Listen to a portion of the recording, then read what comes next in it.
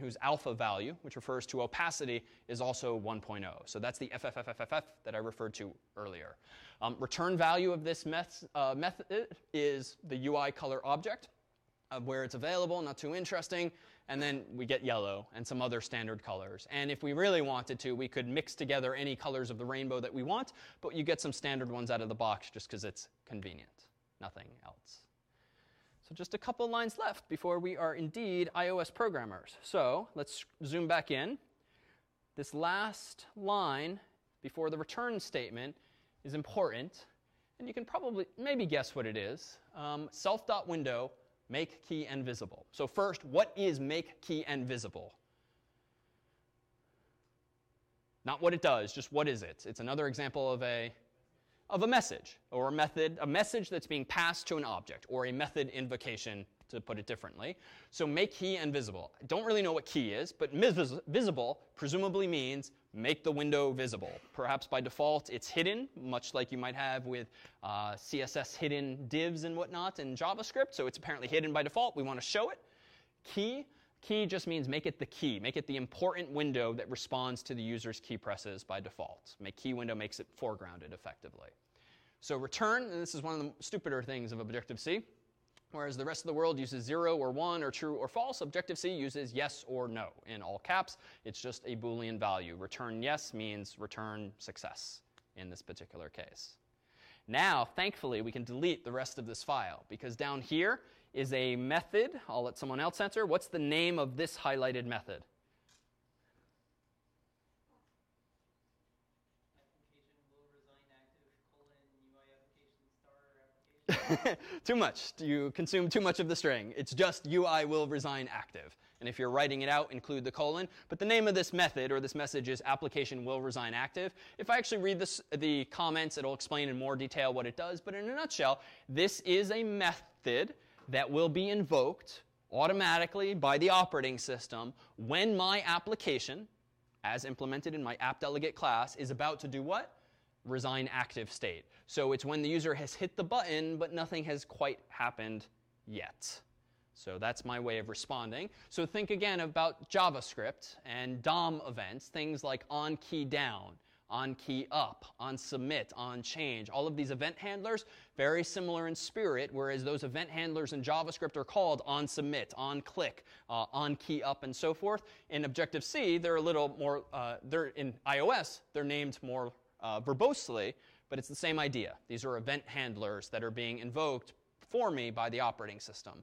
What's another? Application did enter background. So when the thing has actually been backgrounded. Application will enter foreground. So just before it appears on the screen, maybe I want to update the inbox so that the user sees the current inbox, not the old one, that what might have been the case when they backgrounded it a day ago.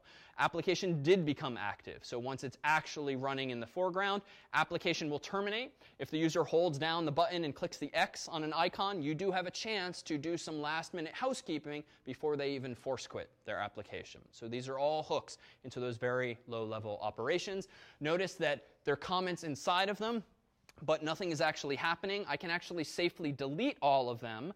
That won't break the class, because what class does app.delegate descend from? UI responder. So if I actually dig a little deeper, it turns out that those methods are probably implemented elsewhere, higher in this class hierarchy for me. So even though the templates that Apple provides often have lots and lots of code, a lot of it just to kind of focus and simplify things, you can start deleting, at least if there's no built-in functionality there. And in all of the lecture examples tonight, I've done that in advance. As you'll see, I've pruned away anything that's superfluous so we can only focus on what's core to those applications.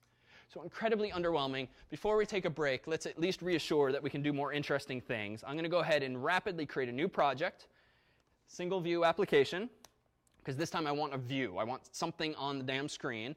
I'm going to call this test2, but we'll come back with more interesting examples. I'm going to uncheck use storyboards for now. More on that to come. I'm going to click next. I'm going to go ahead and save it on my desktop. I am now going to notice, but explain later, a few new files, view controller. That's good. We have some brains for my application now. But also this xib file, pronounced, of course, nib, NIB for historical reasons. As soon as the nib file became an XML file, they renamed it XIB, but we still say nib. Now notice nib, or .xib, ooh, this makes programming look fun now all of a sudden. This loads what's effectively a tool called Interface Builder, although Apple doesn't really call it that anymore because it's embedded right into Xcode itself. This is how easy it's going to be to start making at least the simplest of applications UIs. I'm going to go to my little palette here on the right-hand side, and notice that there's some juicy, friendly-looking stuff down here. Label, rounded rectangular button, segmented control, slider, switch, progress view. So some familiar UI mechanisms. I'm going to do a super simple one like label. I'm going to drop it over here, roughly in the, let's say, top middle of the screen.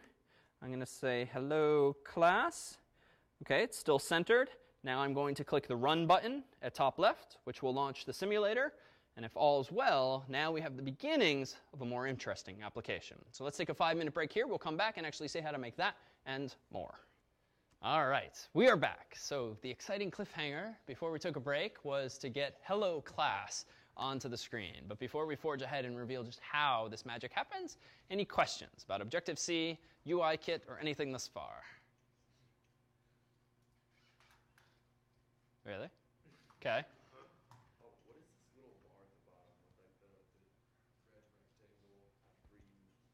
Red rectangle on yours. It should be on all. Oh, let me see if I can replicate that. Let's see. How did you get that onto your screen? You have it at the bottom of the UI view? Yeah. Yeah, it's a good question. It has to do with hooks. They're similar in spirit to these, which we will talk about, that allow you to drag and drop more easily onto the surface of this object. We don't have much in this. Let's see. Click here. I am not sure where that feature has been tucked away. I will try to replicate it after, and we can look at it on your screen. OK.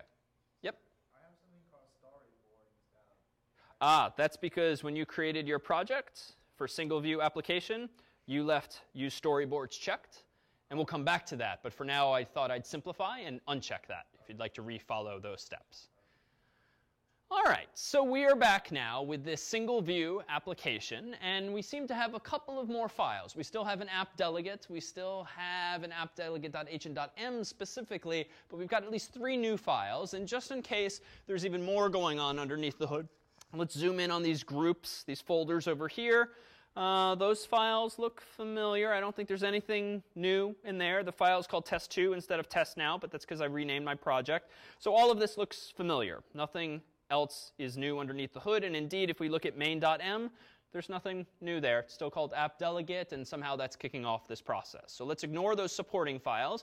And let's go into appdelegate.h to see what's new here. Let me hide this window on the right-hand side for simplicity. And does anything jump out at you as new in this example versus the empty application we wrote first? Yeah, there's a view controller. So this is interesting. We have 2 properties, not 1. And we needed that original property window just so that we had something to hang on to somehow called the UI window. And it was assigned to that property in appdelegate.m. But now we've got another property, also strong and non-atomic, which for now just take on faith as copy-paste when you declare a property like this. It's apparently a pointer called viewController, lowercase v, and it points to an object of type viewController, capital V. So I don't quite know what that is in terms of iOS's world, but viewController, it's a controller, which was what in general terms? What's the viewController? What's a controller? Yeah, so it was the brains of the operation. So MVC. So recall one paradigm. Let's see. Let's really give me at least one chance to swipe. All right, so we had this picture over here, MVC. So the view controller in the world of iOS is just the C in MVC. So it's the brains of our application. Now, in reality, as you start writing more and more complex applications, you might very well have more than one view controller, more than just one C. And you might have a super important controller that somehow delegates control among other controllers, but it's still the brains of the operation ultimately. So let's dive into the H file, as should be common technique to just see what's going on inside of viewController.h. That is very underwhelming. So my viewController class is apparently a child of the UI viewController class, and that's where the story ends. There's nothing going on, at least inside of the H file. So let's take a look at appdelegate.m before we look at that other method file. What else is new here? Well, I'm a little overwhelmed by all the lines here, but I realize that, almost all of this is comments. So for simplicity, let me go ahead and throw away everything that looks uninteresting in this template and zoom in only on the code that remains. Now this first line, self.window, this looks familiar, right? It was a little verbose, but it allocated a UI window, figured out its dimensions, and gave me a pointer there too by storing it in my window property. Okay, so it's something to hang on to, even though we didn't do anything interesting with it yet. Now, what line of code is new in this method called application did finish launching with options?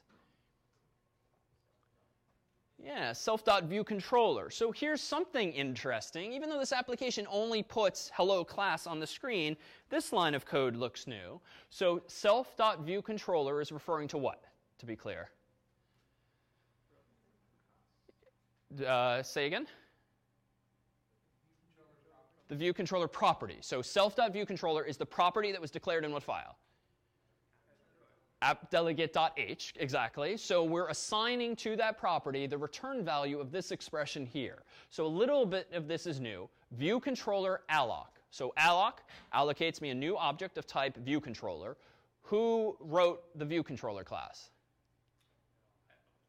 Apple, at least in the form of the template code, but they seem to have given me the raw source code for the ViewController class, as we just saw from viewController.h, so I can take over the brains of this operation. They did not give me the source code for UI ViewController, but that's fine, because my ViewController class can still descend from it in terms of a hierarchy. It can be my parent nonetheless. So give me a ViewController object, and then initialize it with nib name. So here we see the N for nib, for, again, historical reasons. But nib name. A nib is, at the end of the day, just an XML file. But it's not an XML file we will ever look at. You can, but it's just not interesting, and it's rather overwhelming.